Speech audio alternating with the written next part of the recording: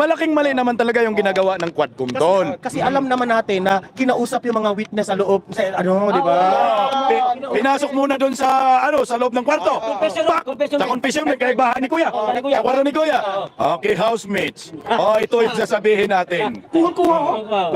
Housemates, sabihin nyo, Bayot si Trillanes. Puta, kasuhan tayo doon. Kasuhan tayo doon.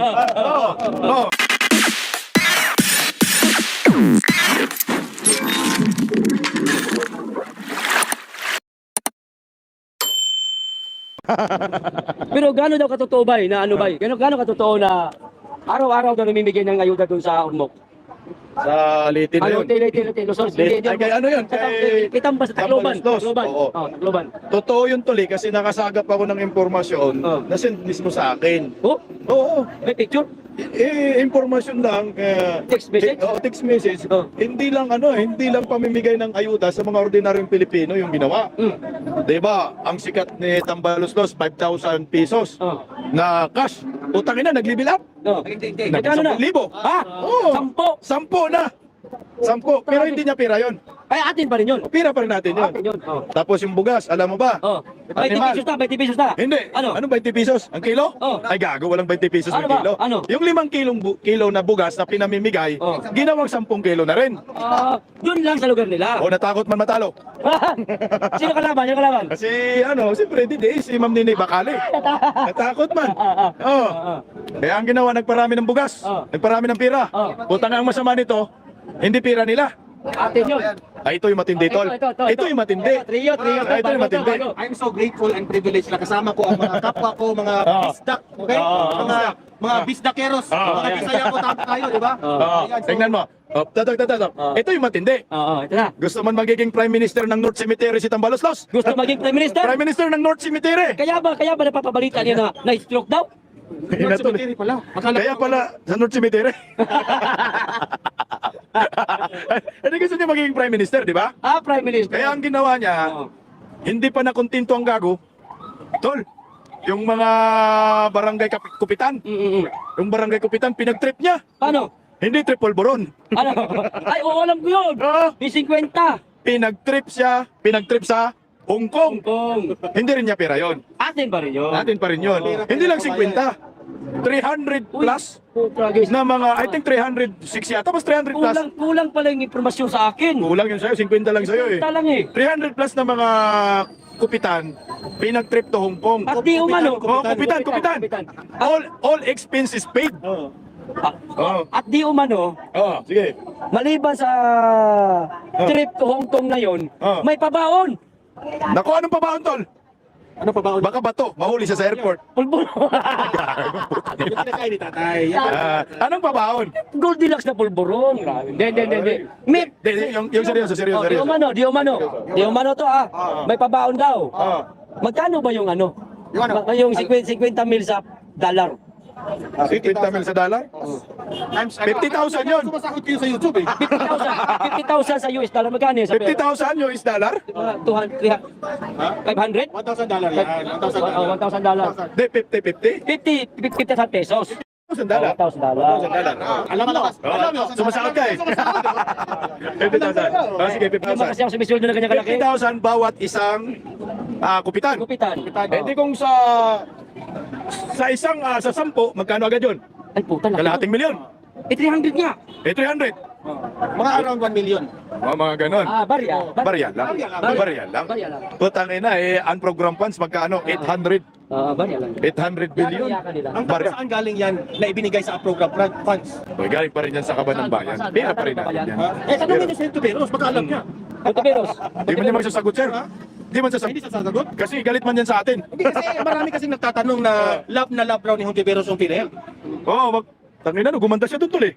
Kapil, talaga. Ha? dati dugyot. Ha? Ngayon dugyot pa rin. Ay, ito si Rito Kada yan? Ha? Ikaw yata nag-retoke. Hindi naman. Kanina lang. Little bit. Ano masasabi mo na sabi ng NBI, ang mga political vloggers ay dandan daw tayo sa birada dahil pwede daw tayong kasuhan ng sedition at defamation. Teka, saan ba tayo bumibirada? Sa totoo lang, itong mga NBI na ito, you have the right sa inyong mga interpretasyon, freedom of expression. Pero kung pupunta na po tayo sa korte, wala sa hulog yung mga pinagsasabi ninyo. Yan. Kasi po, yung mga vloggers na ito, may tinatawag po tayong freedom of expression. Yan. Ano ba yung tinatawag nating freedom of expression? Karapatan po natin na ilahad sa taong bayan Yan.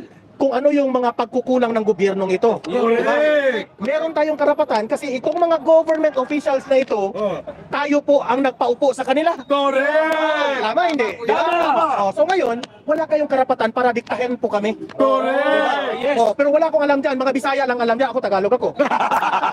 Alamin mo lang. Alamin mo lang. Hindi na lang ako naging Tagalog na. Ito nakalinya itong mga Bisaya dito. Kahapon, Bisaya ka. Ngayon Tagalog na. Tagalog ako. Ayos, bakit? Sa kay Pangulong Duterte tol, hindi man lang naisipan ni Tatay Digong that time sa kanyang panunungkulan nakakasuhan yung mga bumabatiko sa kanya. Bakit ngayon under Marcos admin nakaisip sila ng gano'n, nakakasuhan yung mga political Hindi kaya mga balasibuya sila? Imagine, nung panahon po ni Tatay Digong, marami pong nagbabanta kay Tatay Digong. Marami. Hindi niya kinasuhan.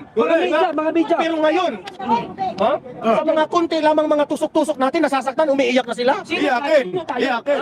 Sino tayo para masaktan sila? Ganyan lang tayo. Vlogger lang naman tayo. Ganyan lang tayo. Bakit nasasaktan sila? Bakit pati tayo pinapatulan? Alam niyo naman, baka sa tingin nila, napahiya na sila sa taong bayan. Correct. Kasi ang mga vloggers po, ang mga heroes ngayon. Wow, kayo yun, kayo. Heroes ang mga vloggers ngayon kasi sila po ang nagsasabi ng totoo Yan. para mamulat ang mga mata ng taong bayan. Meron isang kongresista. Ang sabi niya, kayong mga vloggers, galingan nyo pa. Sige, manatan nyo pa ang Quadcom, galingan nyo pa. Hindi naman tayo Di umano, yan ang sabi. Pero bistak, hindi naman tayo mga magagaling, di ba? Hindi. Hindi kami mga magaling. Takot na tayo kay Paduano, di ba? Contempt tayo eh. Bay, ito ang tanong. Ginalingan ba natin? Ginalingan ba natin? Kaya nga eh. Hindi naman natin ginalingan. Bakit mga vlogger kakasuhan? Dahil sa madaling salita kasi, ang gusto lang nila, yung mali na ginagawa nila, ayaw natin ipalabas. Kasi malaking mali naman talaga yung ginagawa ng Quadcom tol. Kasi alam naman natin na kinausap yung mga witness sa loob, sa di ba? Pinasok muna doon sa sa loob ng kwarto. Confession. Sa confession may kaibahan ni Kuya. Sa kwarto ni Kuya. Okay, housemates. Ito yung sasabihin natin. Housemates, sabihin nyo, Bayot si Trillanes. Puta, kasuhan tayo doon. Pero hindi, yun lang naman ang nakikita. Nagtatanong lang kami kung bakla ka. Correct. Bawal ba magtanong?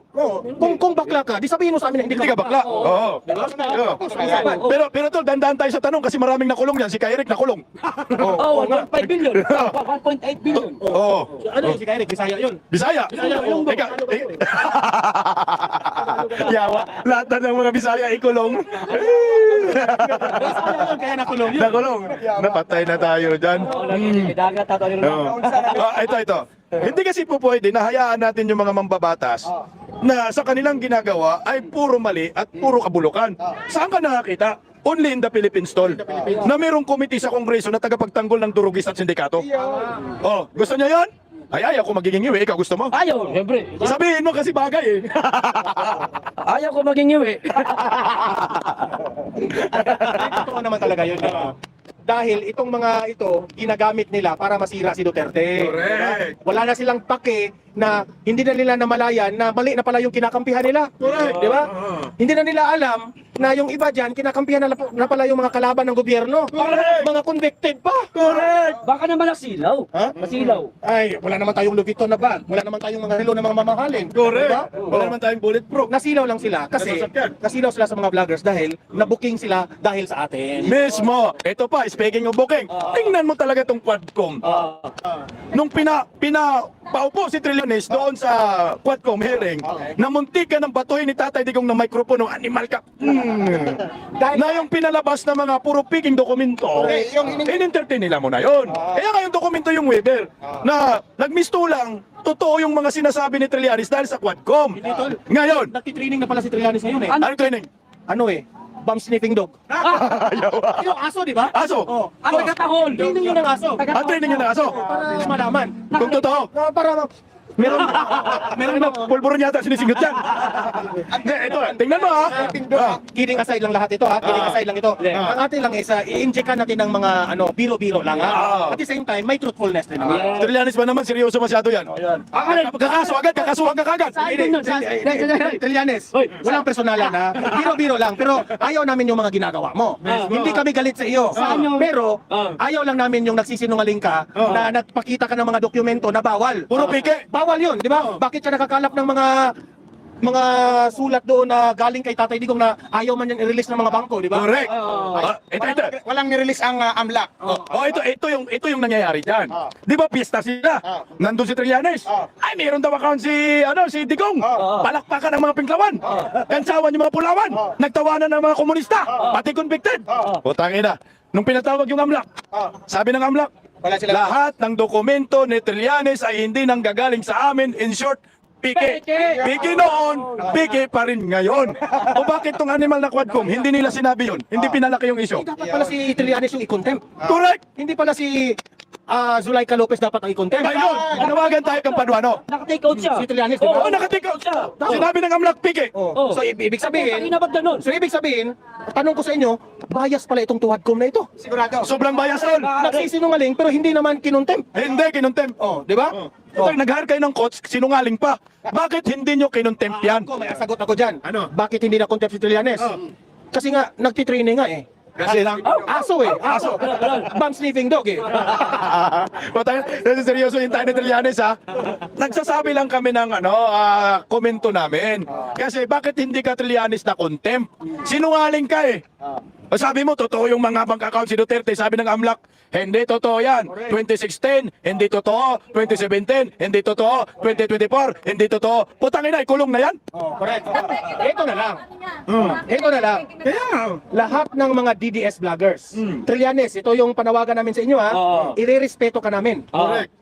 Magpa-interview ka, isa sa one of these days, magpa-interview ka sa amin. Let's be professional. Harap-harapan tayo. Trillanes, magpa-interview ka sa amin. Pagpalagay natin, nagpartisan tayo.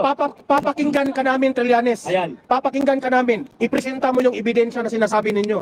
Patunayan nyo sa amin na lahat ng mga dokumento yung totoo. Di ba? Set a time. Set any date kung saan-saan. Itawag mo yung mga Vloggers. DDS vloggers.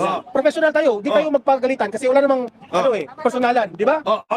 Patunayan mo sa mga DDS vloggers na totoo yung mga dokumento na yan. Okay, Trillanes, siguraduhin mo totoo. Kasi pag hindi yan totoo, ipapakain ko yan sa'yo. Di ba? Correct. Yan ang sabi Correct. Dadalhin natin si Tatay Digong. Ipapasampal natin. Si Tatay Digong sa sampal. Correct. Durian. Durian. Ay, Iyawa. Durian. Durian, oh. Durian. Hindi, grabe ito. Ang daming tama yan. Butas-butas. Mga Bisaya kasi. Masakit. Don, pwede bang hindi natin sampalin ng durian? Pakainin na lang ng durian tapos painumin ng Coca-Cola Yan. Para tirik ang mata. para bubula.